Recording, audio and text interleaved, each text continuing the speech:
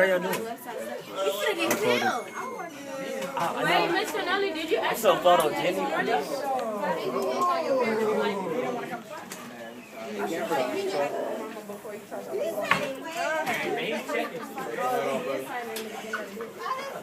Let's tuck it in the back. Nah, tomorrow he ain't checking. I check every morning, but tomorrow I won't be checking. It's the last day of uniform checks. What's going on? What's ready? Come on, tuck it, tie it up. Go ahead, Juan. How they fixing themselves? Hey, don't record me. Bro, what's he doing, bro? So What photogenic. you doing, bro? I'm changing. I'm not gonna miss you, so don't record. Get it over here too. Hey, Come on, fix it. Ladies and gentlemen, 2 Camera slices, loves me. some to right with, please. We okay, guys? 2 slices, some to right with. 2 slices, some to right with. Borrow some from the homie. Is this more credit? 20, stand up. We'll put your tie on, Mr. Gowns. There you go, gentlemen.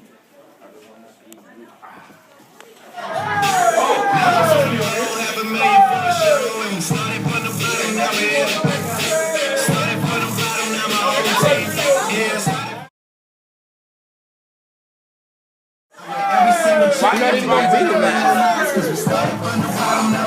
Hey, you doing this?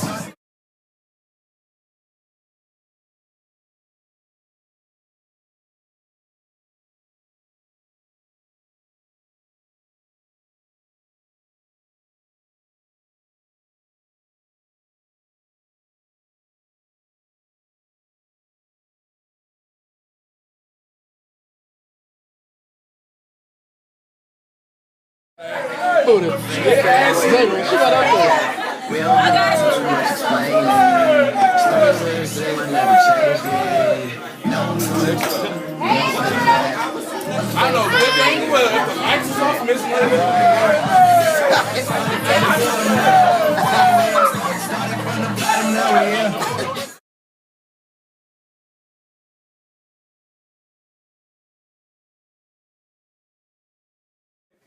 I want to go over what our agenda for the day is, so you're not confused, you know exactly what's going on. So the first thing we're doing is the daily writing. You're working on that now. Okay, after that, I got a couple of things that I want to cover. Some things that are, most of it is brand new to you. The first thing you're going to do, we're going to take Cornell notes, as is our custom.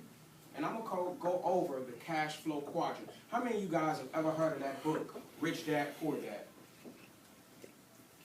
How many of y'all, at some point in your life, you want to make some money? I'm going to show you today the way to make money. Okay? The next thing I'm going to cover is one of those ways, through computer science. I'm going to teach you some really basic programming for HTML. And after that, you're going to do your peer evaluation. You're going to grade your peers from your project, and we'll be through. Are there any questions about what we're covering today? Cool, ladies and gentlemen, get on it. Today is our last real day, and there's certain things that I want to make sure and confirm that you've mastered in my course.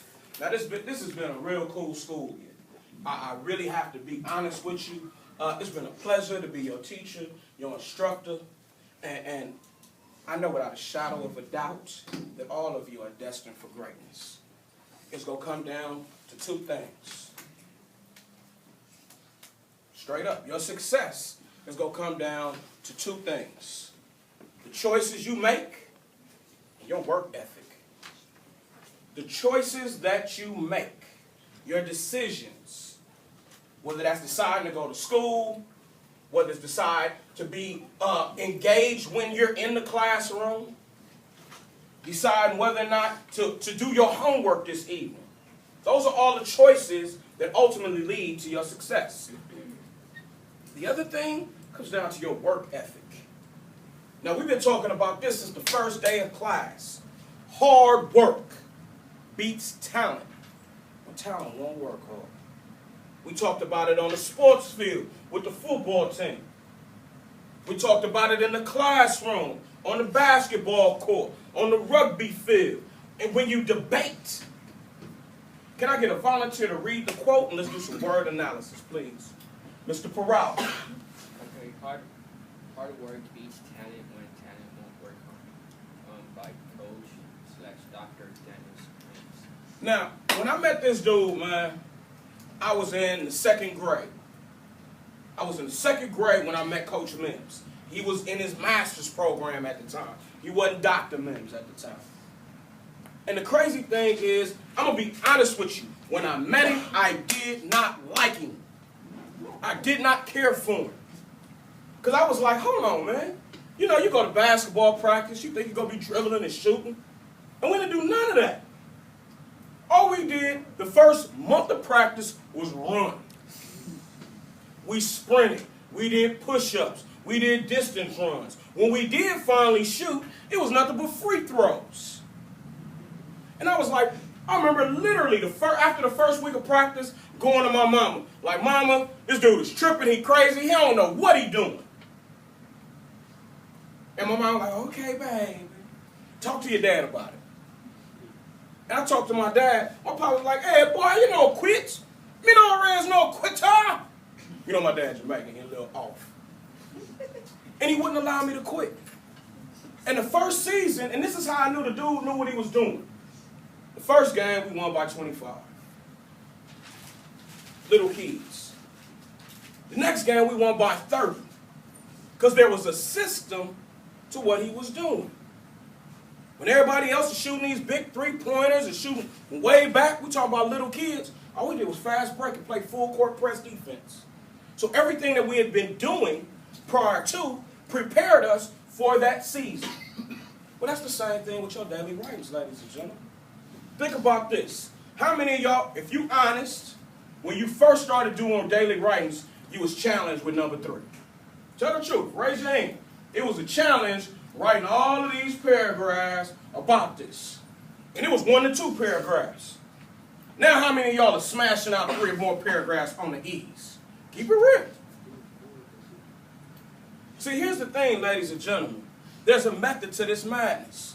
Whether you're writing here on the board or you're on a blog and you're responding to a critical question. Whether you get in trouble and you got to fill out a report. The ability to communicate in writing is a skill set that you now have. You have the ability to interpret. What does it say? Putting it in your own words. You know how to interpret and extract meaning from a statement.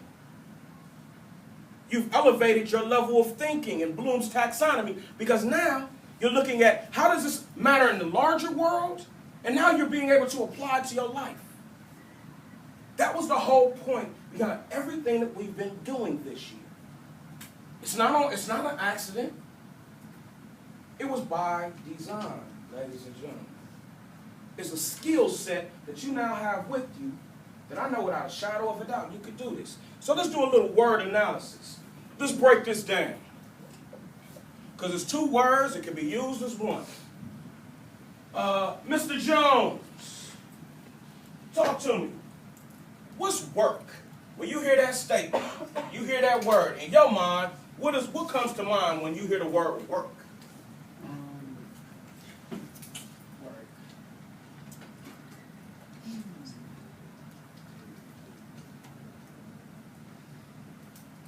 Doing something. I'm a little like different. Just work. Can somebody help you out? Can somebody elaborate on that thought? Mr. Brooks. Something difficult or labor. Something that's laborious. You got to do it. It's not easy. It's something that has to be done. Can anybody elaborate? What's hard work? Somebody talk to me. What's hard work? Mr. Butler? It's something that you can't like get over with really fast. Like it takes time to work at it. Okay. Mr. Peralta? Something that takes a lot of dedication. Takes dedication. Anything else? What comes to mind, Mr. Torres? When you hear that word, hard work, what comes to your mind, my brother?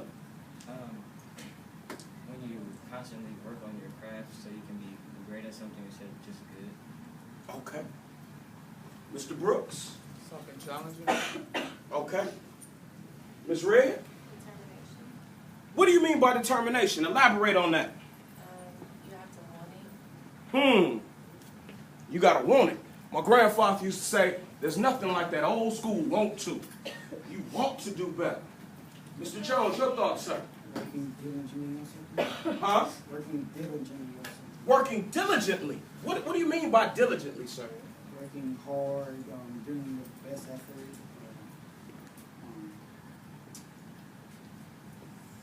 Yeah, like working hard or something. Yeah. What's talent? Somebody talk to me about talent. One of my talented brothers and sisters. Somebody talk to me about talent. Mr. Scott, talk to me, brother. What's talent, dog? Something that you're good at. Okay, something that you're good at. Mr. Jones. A gift. A gift. Miss Moore, what's talent mean to you? Something that comes to you naturally. Something that comes to you naturally. It comes naturally. Mr. Brooks, can you elaborate, sir? God-given ability. God-given ability. You didn't have to work for it. You didn't have to ask nobody for it. It just came to you. It's a natural ability. Okay? So let's think about that. How many people do you know that are talented that aren't necessarily successful? How many of y'all know people that got gifts and talents, but they aren't successful at anything? Can somebody give me an example? Miss Red, talk to me, baby. You mean like any example? Any example. Okay, so my cousin Keisha can sing really good, but she doesn't have enough discipline to actually sit down and find a studio and actually go out and sing. Oh, so it's more to becoming successful than sheer talent. There's some work that has to be put in, huh? Okay. Mr. Jones, your thoughts, sir? My brother in 2000, he was like one of the best running backs. He went to Fremont High School. And then he stayed out here to be with his girlfriend. And then she ended up dumping him. But yeah, that's a long story. But yeah, he had a lot of talent. And then he stayed, instead of going to college, he stayed, tried to stay out here. And that didn't work out. Well, let's elaborate on that. So maybe success doesn't just require hard work or talent. It requires some focus, some discipline, not getting sidetracked or distracted. Have you ever, does anybody know of anyone who got sidetracked or distracted on their road to success? Everybody does. Talk to me, Miss Bridges. Tell me something, baby. Talk to me. Give me an example of somebody you know that got sidetracked or distracted. Well, my mom, when she went to college, she didn't go for the right reasons. She wanted to go, but she went to Xavier for her best friend, and she didn't really like it, and so she didn't really do too well at Okay. Xavier. So she went and did something for the wrong reasons.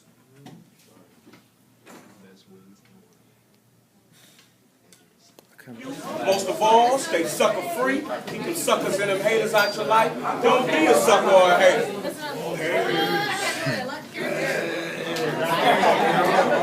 Hey, girl. I didn't get her. Don't talk to the woman. Okay, I'll wait. See these ice cream. Hey. Gentlemen. Hey. Alright, Have a blessed day. Be safe. I love you. Most of all, stay sucker free. Keep them suckers and them haters out your life. Most of all, don't be a sucker or a hater. Hey, have a blessed day, a blessed summer. I holla.